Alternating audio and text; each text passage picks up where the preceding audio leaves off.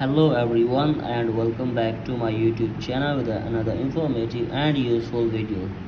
So guys, today in this video I'm going to be show you how to fix cannot save contacts right now on WhatsApp.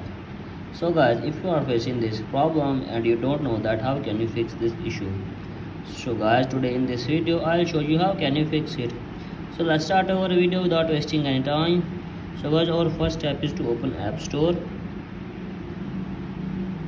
and then tap on search and search here for WhatsApp.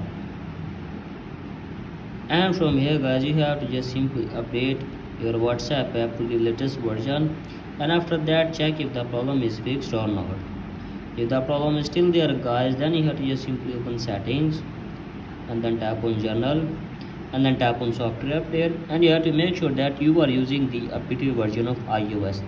If you don't have updated version, then you have to just simply update your device to the latest version of iOS, and after that simply go back and you have to just simply open the phone app, and from here guys, just simply have to save the contact from here, and after that hopefully your problem will be fixed.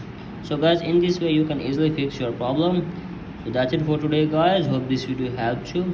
If the videos helps you, then please subscribe to my YouTube channel as well. Thank you.